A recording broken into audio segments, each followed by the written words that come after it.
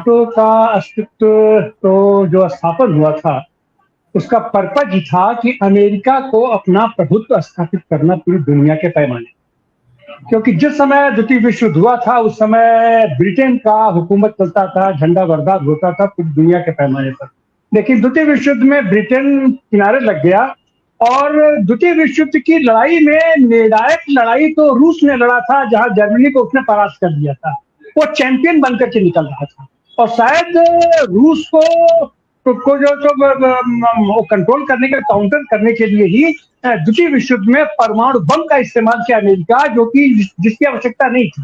लेकिन परमाणु बम इन्होंने इसीलिए वहां पर फेंका कि इनको बताना था कि अब दुनिया पर ब्रिटेन जा रहा है तो दुनिया पर हमारा आधिपत्य होगा, हमारे इशारे पर दुनिया चलेगी, नहीं तो रूस निकल के सामने आ रहा था। और चूंकि ये अपना समझ रहा था कि हमारी स्थिति उसकी मजबूत नहीं रहेगी, रूस से मजबूत टक्कर मिलेगी, ये वामपंथी देशों सबको मजबूत टक्कर मिलेगी, इसलिए उसने अपना गोल बनाया, अपना गैंग बनाया नाटो के रूप में। और नाटो के बारे में तो एक चीज है कि हमारे जैसे पहले जमींदारी प्रथा हुआ करती थी, राजशाही प्रथा हुआ करती थी, तो लोग हाथी पालते थे, घोड़ा पालते थे, तो उनकी औकात हैसियत रहे चाहे न रहे, देखिए वो जनता से घोड़ा हथियारों इस तरीके का टैक्स लेकर के उनसे पाला करते थे। तो अमेरिका ने इस नाटो को अपने वर्चस्व के लिए पाला। और अगर पालेगा तो कहा जाता है हमारे यहाँ कि हाथी घूमे गाँव गाँव, जेकर हाथी वही का नाम। तो पूरी की पूरी नाटो का जो उसका वो क्रेडिट थी वो जाता था अमेरिका के पाले में। और अमेरिका अपने प्रभुत्व स्थापन के लिए नाटो का इस्तेमाल किया करता था, और जो भी उससे संबद्ध देश थे उन लोगों को भी थोड़ा बहुत चूंकि लाभ मिल जाया करता था, इसके उनके सामने आया। लेकिन जिस तरीके से जमींदार लोग हुआ करते थे, सामंत लोग हुआ करते थे, उनका चूंकि कोई प्रोडक्शन होता नहीं था, तो वो दूसरों के ऊपर परजीवी होते थे। तो अमेरिका परजीवी होते होते आज स्थिति ये हो गई है कि अमेरिका की स्थिति खराब हो गई है। अब वो हाथी पालने की स्थिति में नहीं है, अब घोड़ा पालने की स्थिति में नहीं है। तो अब तो उसको उससे जैसे इसीलिए सबके ऊपर टैक्स लगाता है कि तुम भी खर्चा दो, तुम भी खर्चा दो, अपना तुम भी खर्चा दो। लेकिन कोई भी देश उसका खर्चा देने के लिए तैयार नहीं है नाटो का, क्योंकि सब लोग जानते हैं कि उनको उससे कोई लाभ मिलने वाला नहीं है।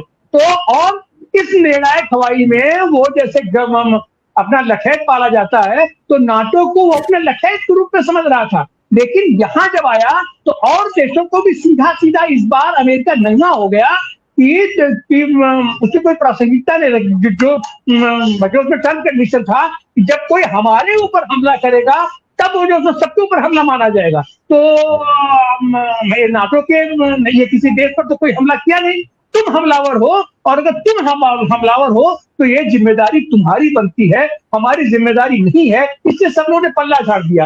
तो ये कुछ जो होता करके अमेरिका का या उसके ट्रंप का फ्रस्ट्रेशन है। और नाटो संगठन जो बना था उसका एक अपना संविधान है।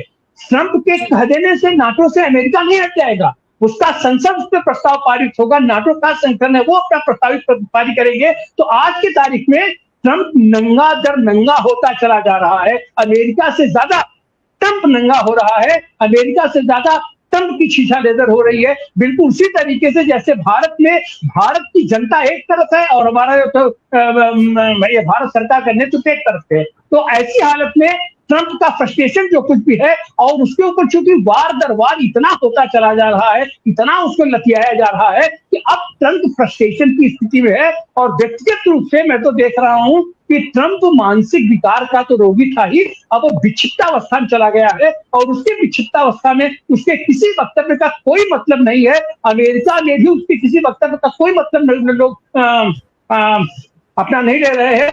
ट्रंप महोदय वहां पर कितनी देर सत्ता में रहेंगे अब तो ये पर देखना है। ट्रंप ने जितनी बातें आज तक कही हैं सब की सब फ्रॉड है, सबका फूल से कोई मतलब नहीं है। और जो जिस तरीके से प्रतिवाद जेलेंस्की ने उनके यहाँ पर उनका प्रतिवाद किया, अब उसको लेकर के नाटो के सारे देश और दुनिया के सारे देश अपना सबको है कि इसके सामने सीना तान करके जो भी खड़ा हो जाएगा तो ये इतना डरपोक है, इतना भोदू है, इतना चरित्रहीन है कि इसका कोई ताकत नहीं है। और वही चीज ईरान ने दिखा दिया। ईरान का यह जो संघर्ष है ये दुनिया का एक न्यू ऑर्डर देने जा रहा है, पूरी पूरी दुनिया का सिस्टम बदलने जा रहा है। और डॉलर का वर्चस्व अगर टूट गया तो ट्रंप क्या अमेरिका का ही वर्चस्व टूट जाएगा और ऐसी हालत में नाटो संगठन का कहीं दूर दूर तक कोई मतलब नहीं रहेगा। तो अंततः तो नाटो संगठन को खत्म होना ही है, लेकिन नाटो संगठन से बाहर निकलने के लिए ट्रंप के वक्तव्य का कोई मतलब नहीं है। अगर अगर नाटो संगठन टूटेगा तो आप अपनी प्रोसेस से अपनी उसकी डेमोक्रेटिक प्रोसेस है और अमेरिका के लोग जो निर्णय करेंगे उस पर निर्भर करता है। ट्रंप आज की तारीख में उसका बयान और ट्रंप बिल्कुल अप्रासंगिक है, अविश्वसनीय है, उनका कोई मतलब नहीं बनता है। जी रत्न।